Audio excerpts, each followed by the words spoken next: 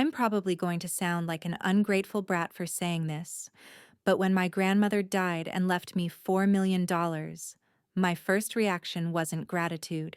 It was anger.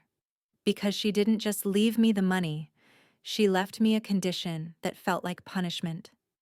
To receive your inheritance, you must spend 30 consecutive days living alone in the farmhouse at 1847 Meadowbrook Road. No phone, no internet, no contact with the outside world. If you leave early or break these rules, the estate goes to charity.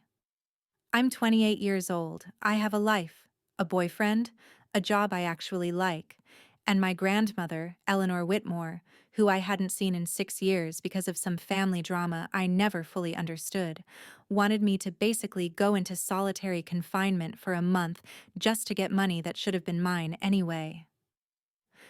My mom didn't even come to the will reading. When I called to tell her about the condition, she laughed. Not a happy laugh. A bitter, hollow sound that made my stomach hurt. Of course she did, Mom said. That manipulative woman couldn't even die without making someone suffer. Why do you hate her so much? I asked for probably the 100th time in my life. Just take the money and get it over with, Claire. 30 days will fly by. She hung up before I could ask anything else. Look, I know how this sounds.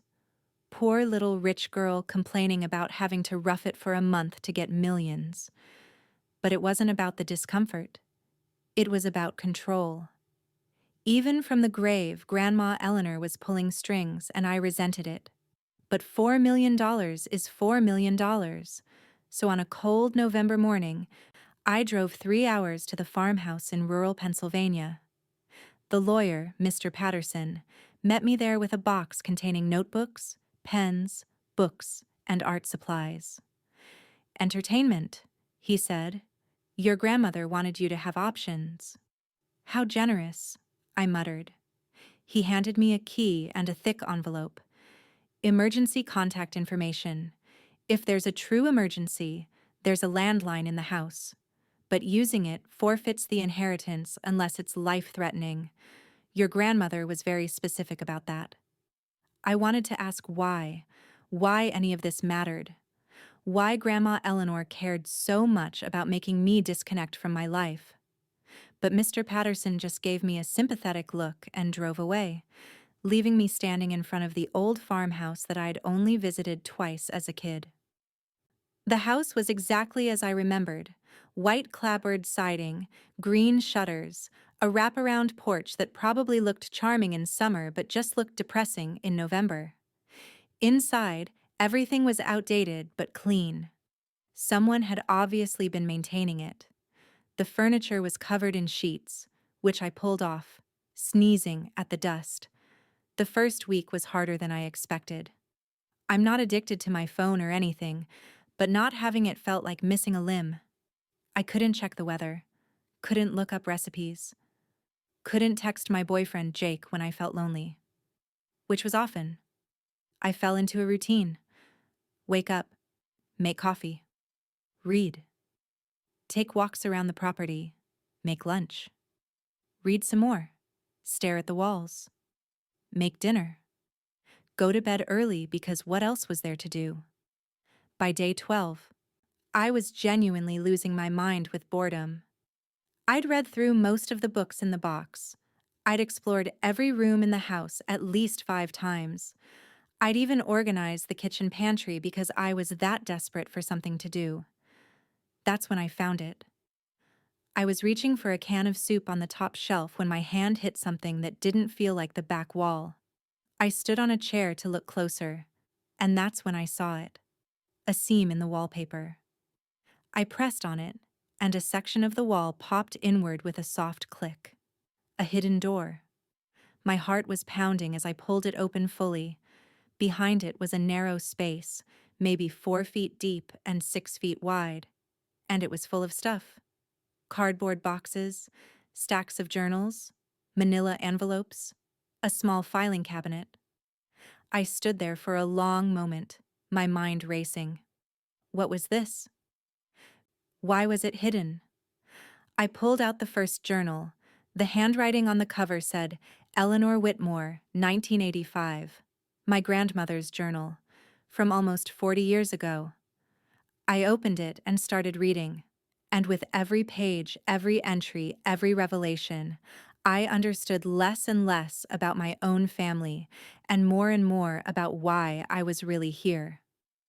This wasn't about disconnecting from technology. This was about discovering something my grandmother wanted someone to find. Something she couldn't tell anyone while she was alive. And as I sat on the pantry floor, surrounded by decades of secrets, I realized the next 18 days were going to change everything I thought I knew about my family. I didn't sleep that night. I carried the journals and boxes into the living room and spread everything out on the floor like some kind of morbid puzzle. There were journals dating back to 1975, letters bundled with rubber bands, photographs in old envelopes, and newspaper clippings yellowed with age. I started with the earliest journal, from 1975. Grandma Eleanor would have been 23 years old. My mom wasn't born yet. The entries started normal enough. Eleanor writing about her job as a teacher, about marrying my grandfather Robert, about their dreams of starting a family. Her handwriting was neat, optimistic, young. But then, the entries changed. October 12th, 1975. Robert came home drunk again. He pushed me when I asked where he'd been. I hit the corner of the table. I told myself it was an accident. November 3rd, 1975. He apologized, brought me flowers. Said it would never happen again. I want to believe him. December 18th, 1975. It happened again. I felt sick reading it.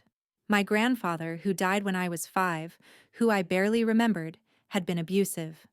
The journal entries continued, documenting years of violence, excuses, and Eleanor's attempts to hide it from everyone. Then I found the entry from 1982. January 4th, 1982. I'm pregnant. I should be happy. I'm terrified.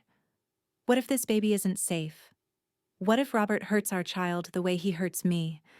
I have to leave. I have to. But she didn't leave. My mom, Jennifer, was born in August 1982, and for a while, according to the journals, things got better. Robert stopped drinking, stopped being violent. Eleanor wrote about feeling hopeful, about being a mother, about finally having the family she wanted. It lasted 3 years. March 17th, 1985, he hit Jennifer today. She was crying because she spilled her juice, and he backhanded her across the face. She's 3 years old. 3. I should have left years ago. I should have protected her. I'm a coward and a terrible mother. I had to put the journal down. My hands were shaking. My mom never told me any of this. She never mentioned that Grandpa Robert was violent. She never said anything about having a traumatic childhood. But the entries got worse. Much worse. April 2nd, 1985. I went to the police. I told them about Robert, about what he's done to me and Jennifer. They said they'd investigate. I'm terrified of what he'll do when he finds out. April 5th, 1985. Robert knows. He came home screaming. He said I betrayed him. He said I'm trying to destroy our family. He locked me in the bedroom. Jennifer is crying downstairs and I can't get to her. April 6th, 1985. Robert is dead. I stared at that sentence for a full minute. He tried to hurt Jennifer again this morning. I couldn't watch it anymore. I couldn't let him hurt her. We struggled. He fell down the stairs. The police ruled it an accident. They believed me when I said he'd been drinking, that he lost his balance. Jennifer was in the room. She saw everything. She was 3 years old, and she saw her father die. Oh my God. I grabbed another journal, this one from 1990. My mom would have been 8. January 15th, 1990. Jennifer barely speaks to me anymore. She's so angry. I don't know how to reach her. She blames me for Robert's death. She doesn't remember what he was like. She only remembers that I was there when he fell. June 22nd, 1990. I tried to explain to Jennifer what her father did to us. She screamed at me, called me a liar, said I killed him because I didn't love him. She's 8 years old and she hates me. I found letters next. Letters that Eleanor had written to my mom over the years but apparently never sent. Letters trying to explain, trying to apologize, trying to make her understand. There were also letters from my mom to Eleanor. Letters full of rage and accusations. Letters saying Eleanor was a murderer, that she destroyed their family, that she could never be forgiven. My mom genuinely believed that Eleanor had killed Robert in cold blood. She didn't know about the abuse. She didn't remember it because she'd been so young. All she knew was that her mother was involved in her father's death, and she'd spent her entire life hating her for it. And Eleanor never defended herself, never told my mom the truth, never tried to force her to understand. Why? I found the answer in a journal from 2003. Jennifer is pregnant. She called to tell me. Not to invite me to be involved, just to inform me. She said she doesn't want her child to know me. She said I'm toxic, dangerous. She's protecting her baby from me the way she thinks I should have protected her from Robert. I can't tell her the truth. If I do, she'll blame herself. She'll realize she witnessed something traumatic, and it will destroy her. It's better that she hates me. At least then she can move on with her life. I was the baby she was talking about. I was born in 2003. My grandmother had let my mother hate her for 20 years just to protect her from the trauma of knowing the truth. And now I was sitting in her house, surrounded by the evidence of a family destroyed by violence, secrets, and sacrifice. And I finally understood why she wanted me to find this. She wanted someone to know. She wanted the truth to exist somewhere outside her own head. She wanted someone to tell my mom that she'd been a hero, not a villain. I had 18 days left in this house, but I already knew I couldn't wait that long. My mom needed to know the truth, and I was the only person who could tell her. I broke the rules on day 13. I know. $4 million on the line, and I couldn't wait 18 more days. But you have to understand. I couldn't just sit in that house with this information. My mom had spent 40 years hating her own mother for protecting her. She'd kept me away from my grandmother my entire life because she thought Eleanor was dangerous. She'd carried this anger, this grief, this misunderstanding for decades, and it was eating her alive. The inheritance didn't matter anymore. The truth mattered. I used the landline to call my mom. My hands were shaking so badly I almost couldn't dial. She answered on the third ring. "Claire, are you okay? Did something happen? Mom, I need you to come here, to Grandma's house, right now." "What?" "No, if you're using the phone, you're forfeiting the money anyway, so just leave. Come home." I found something. Something about Grandpa Robert, about why Grandma Eleanor. I don't want to hear it. Her voice went cold. Whatever sob story she left for you, whatever manipulation she's trying to pull from beyond the grave, I don't care. Mom, he was abusive. He hurt you. He hurt Grandma. She was protecting you when he died. Silence. Long, horrible silence. "How dare you?" she finally whispered. "How dare you make excuses for what she did?" "I'm not making excuses. I'm telling you the truth. She kept journals, Mom. Decades of journals, letters, evidence. He was violent and she stayed with him for years trying to make it work. And when he started hurting you, she tried to leave. And he... Stop. Just stop." She was crying now. I could hear it in her voice. "You don't know what you're talking about. You weren't there. You weren't there either. Not really. You were 3 years old. You don't remember what he was really like." "I remember enough." "No, you don't. You remember a version of him that you created to protect yourself from the truth. And Grandma let you hate her because she didn't want you to carry the guilt of knowing what really happened. Another long silence. Please come here, I said quietly. Please just read the journals yourself. I'm not asking you to forgive her. I'm asking you to know the truth. She hung up.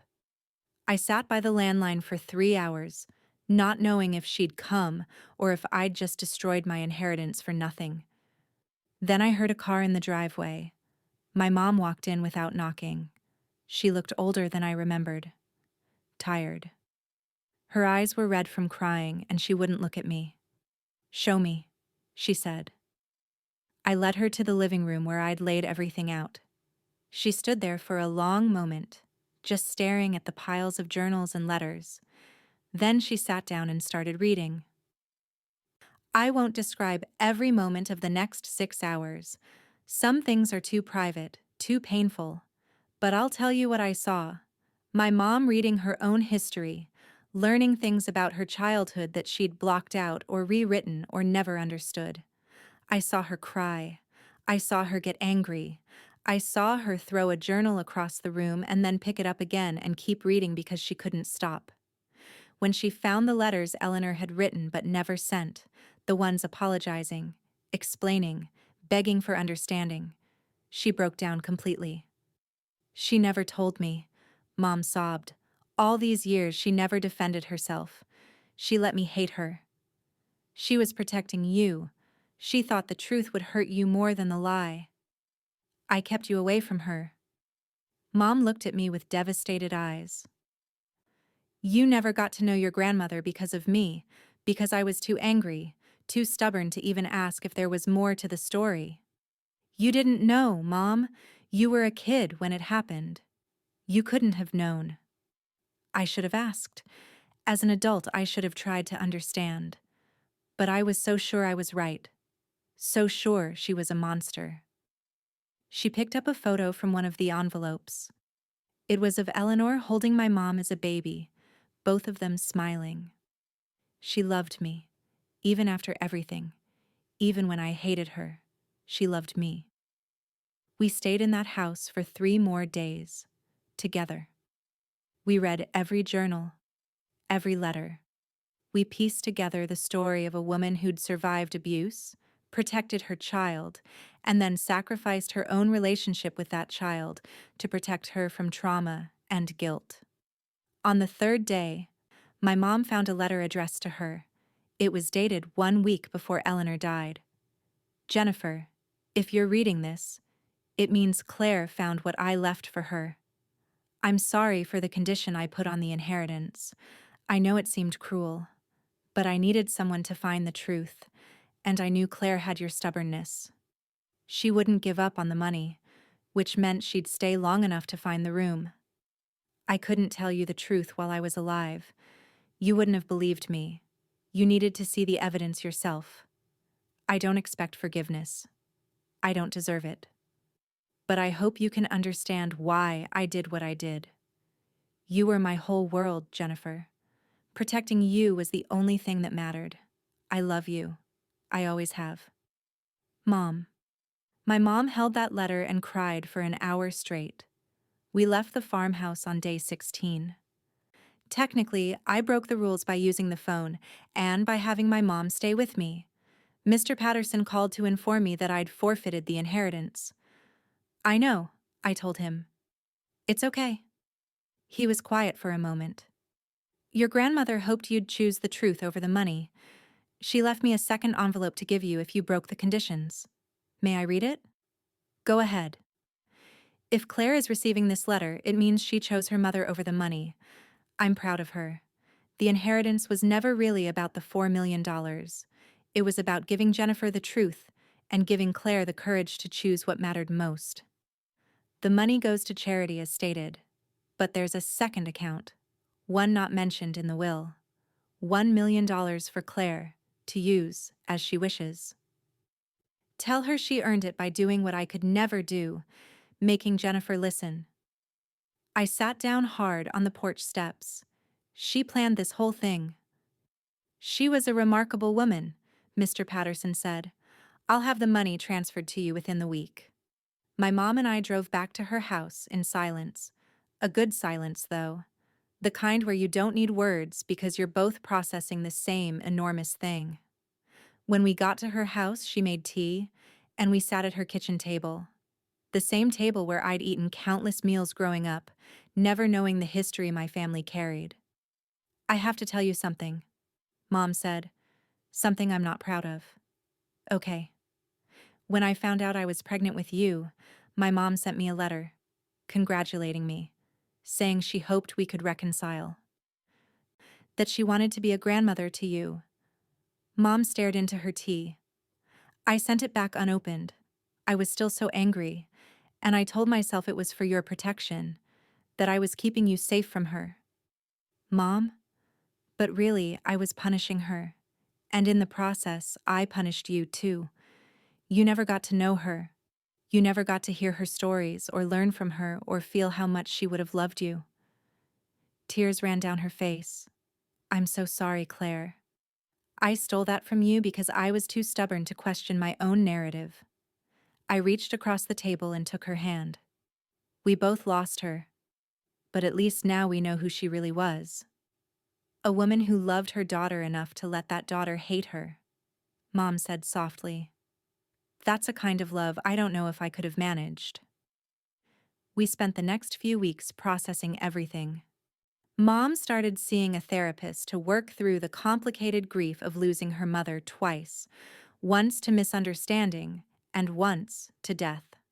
I used some of the inheritance money to establish a foundation in Eleanor's name, supporting domestic violence survivors. Last week, Mom and I drove back to the farmhouse. We packed up the journals and letters carefully, preserving them. We're going to donate them to a women's shelter with Eleanor's permission, written in one of the journals like she knew we'd do this. Her story could help other women understand that leaving abuse isn't easy, that protecting your children sometimes means making impossible choices, and that survival takes more courage than anyone realizes. We also found something else in that hidden room: photo albums, dozens of them. Photos of my mom as a baby, as a child, as a teenager. Photos Eleanor had collected over the years from relatives, from old friends, tracking her daughter's life from a distance. She'd never stopped being a mother, even when she couldn't be present. Mom has those albums now. Sometimes I catch her looking through them, crying, but also smiling. I think about my grandmother a lot. About how she spent her final years alone, carrying the truth of what she'd done and why, never defending herself because she thought the burden of knowledge would be worse for my mom than the burden of anger. She was wrong about that. But she was right about love. Sometimes love means letting someone hate you if that's what they need to heal. Sometimes love means suffering in silence. And sometimes love means setting up an elaborate inheritance scheme that forces the truth to come out after you're gone, because you know your daughter will never believe you while you're alive. The money is nice. I won't lie about that. But the real inheritance was understanding. It was truth. It was my mom and I finally knowing the full story of where we came from and what we survived. If you're reading this and you're carrying family secrets, or family grudges, or family pain that you've never questioned, ask, dig deeper, seek the truth. Because the story you think you know might only be half the picture, and the people you've written off might have been protecting you all along. My grandmother spent 20 years being the villain in my mother's story because she loved her too much to be the hero. That's the kind of inheritance that matters. Not the money, the love. What would you do if you discovered a family secret that changed everything you thought you knew? Share your story in the comments below. Sometimes speaking the truth is the first step toward healing.